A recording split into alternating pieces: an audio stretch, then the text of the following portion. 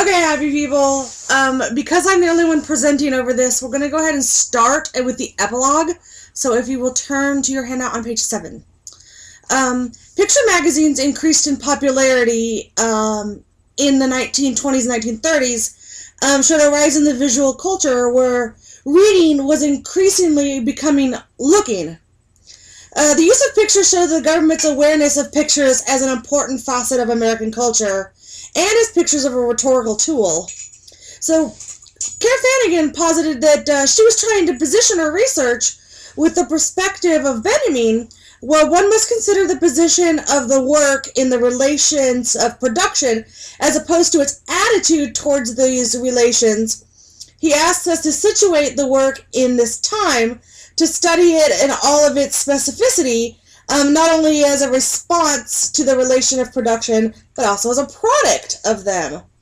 And this is why we look at circulation when we look at these magazines.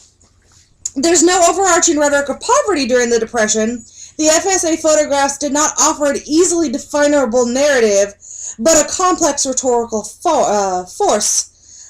In Look, the relation of the poor citizens to the social world and to the representation itself was not so much integrated as just illustrated.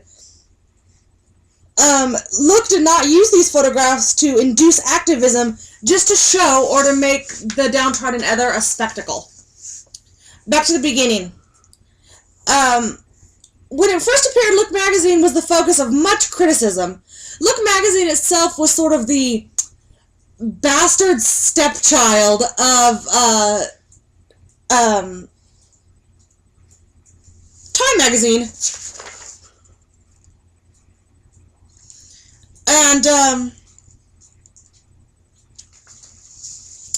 so it was one of the poor people's magazines versus the more expensive, wealthier magazine. So the Cowles brothers from Des Moines, Iowa, decided that they wanted to start offering a picture aspect to their Sunday newspaper, and they considered a picture magazine. And they launched Look just after Life magazine, I'm sorry, not Time magazine, Life magazine, launched, in the magazine debuted. Both magazines included historical sections, but only Look circulated the FSA photographs. And that's important that they showed up only in Look, and we'll get to that here in a little bit. These magazines came about because of a series of, technological increases where the ability to reproduce photographs helped these picture magazines become popular. The new reproduction technique called halftone helped make pictures easier. This is sort of a version of halftone. If you remember, like old dot matrix printers, that's also very similar to halftone. And magazines only had these because the poorer quality of the halftone on top of the newsprint made pictures in newspapers difficult to do.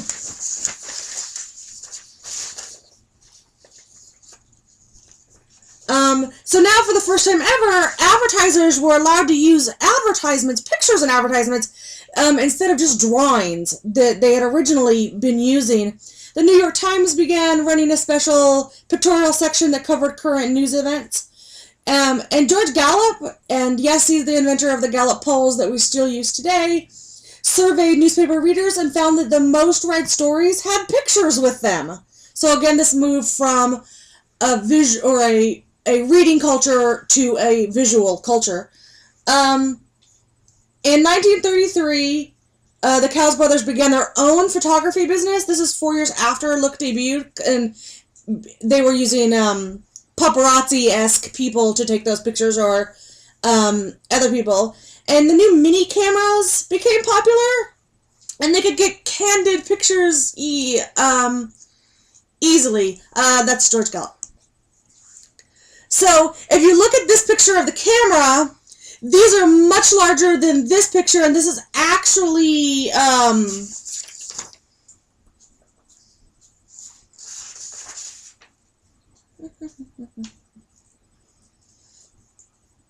that's Dorothy Lang. with her camera. And so see how large this is compared to this little bitty camera there. It's then sort of the beginning of the paparazzi, because these smaller cameras were able to be used to capture people unknowingly. Life and Looks were not the only magazines. If you look at the cover of Picture in Poverty, it shows all sorts of magazines on a magazine counter. They were not the only magazines out at the time, but they were in circulation and in production, but the most popular, one of the most popular. On its first day, Life sold over 2,500 copies. By the end of the magazine's first year, they were doing over 1.5 million a week. Life started out not making a bunch of money from its advertisers because of its contracts, but its popularity helped fuel interest, and it raised the ad prices as it went along. Life was marketed towards the middle and the upper class customers, but Look wanted to be seen as that way too, but ended up being the magazine for the middle and working class customers. It was seen by the critics as lowbrow.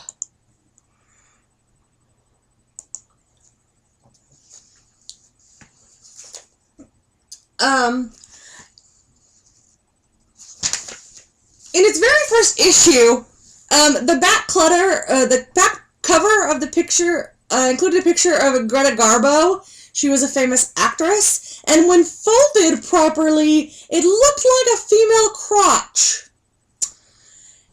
People found this very fascinating. Look was forced to recall over 100,000 copies, but it turned out to be really good publicity. I tried to find that picture and could not. This magazine company that I got these for tooneat.com, you see the little advertisements there for it, didn't offer the back cover, and I looked everywhere for it and I couldn't really find it. So if somebody finds it, let me know and we'll fold it in half.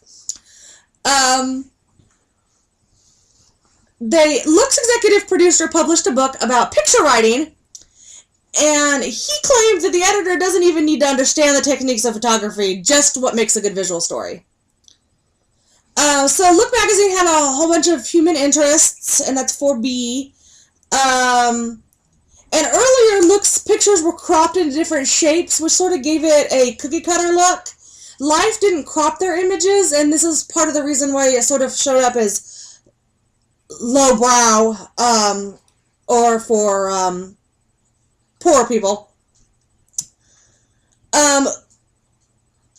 Look celebrity coverage normally included the star on the cover and a life story and a feature, and they were often fluffy and worshipful. And as well as the downtrodden other and celebrities, they looked at curiosities, like Asian cultures, and marketed them as other and different from Americans. Critics considered Look to be sensational, but Crowley claimed that the magazine focused on the human condition. The Krause brothers asked this guy named Roy Stryker to view some of the photographs commissioned by the Resettlement Administration showing the poor conditions in the South. Look may not seem the obvious choice for government dispersal of pictures of poverty. Remember the Garbo fiasco?